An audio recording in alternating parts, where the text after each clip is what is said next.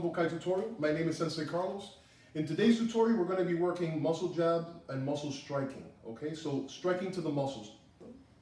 So when we're striking to the muscles, I tend to stay away from striking to large muscle groups.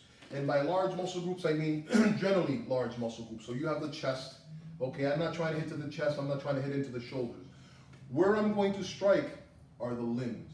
So I'm going to be attacking the bicep, the tricep, the quad, and the hamstring.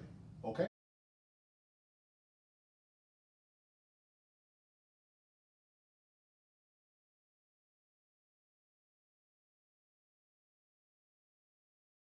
We're going to be pulling a little bit from Kempo, right? And I'm going to allow the person to extend themselves to me. So the most basic one is striking to the belly of the bicep, okay? When you do your curl, it's straight on, okay? He reaches out and grabs me, he's instantly exposing. I may want to do a little bit of this, hey, leave me alone. So he's going to do what? Oh, he just flexed it. So when he flexes it and gets it nice and tight, that's when I'm sticking the strike. Okay?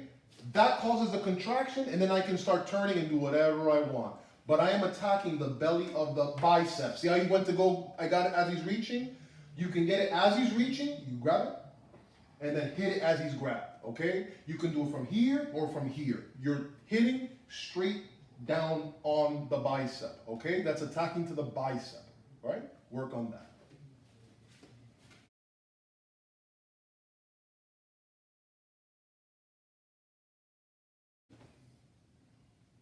Okay, now that you've had a chance to work on that, we're going to start working on striking to the tricep.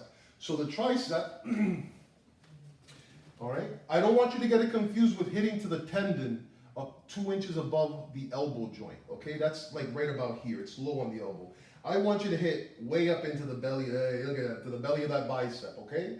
So when he gives you a backhanded strike, that's where you're going to get it. You got to catch it early, all right?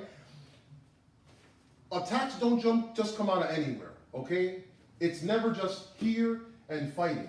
You see him across the room, you see her across the room, you know you have a problem, the person's getting closer and closer, so you start getting yourself ready. Your hands are starting to come up naturally, and when you see the movement, go off of the initial rocking and body adjustment. We just did that in class today, as opposed to the actual back fist, okay? So when you lead him, right, we're going to shake it, a little strike underneath this way, right, to loosen that up and get in, striking to the tricep, okay?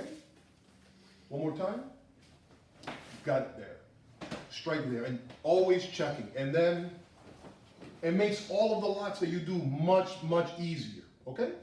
So use the muscle jab in the bicep and the tricep, in this particular case the tricep, to prime your opponent and isolate the arm. The more you strike to the bicep and the tricep, it will make applying the locks much easier. It will slow down that pull-back jerk reaction from your opponent, okay? Work on that.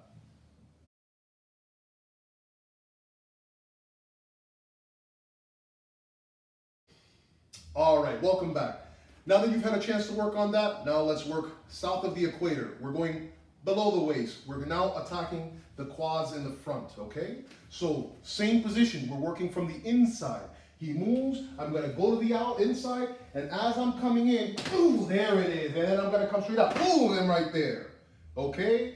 I'm attacking inside, inside, coming up and over and dropping straight down. This is a little Kempo technique, all right? Smashing hammers, right? One more time. I can automatically go right from there, and now I've primed him enough times where now just a little touch really hurts a lot, okay? One more time. He comes in, oh, I'm moving in this.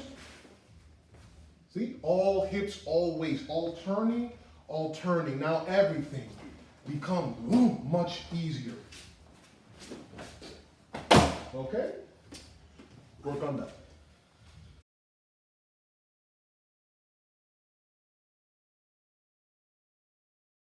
All right, welcome back.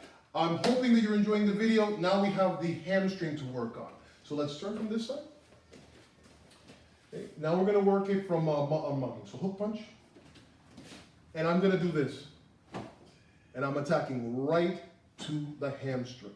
Okay? This is not so much for the sweep. because I can do this, I can switch, I can do this, I can keep turning and hitting, all right? So let's work it one more time.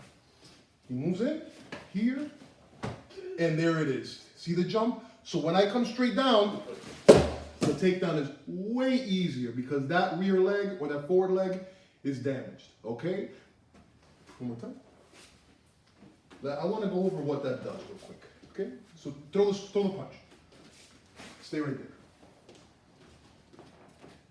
When I get the strike here and here, so watch, I'm gonna get him in the front. See the reaction? I'm gonna get him in the back. All of these strikes to the muscles get his body to jolt either forward or back. This is gonna make the takedown infinitely easier. It's gonna make accessing his most vulnerable points much easier because he's not able to protect.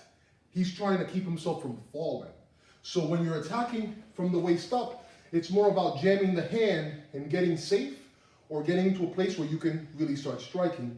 When you're hitting from the waist down, it's more about how and where and which way you want to take him down.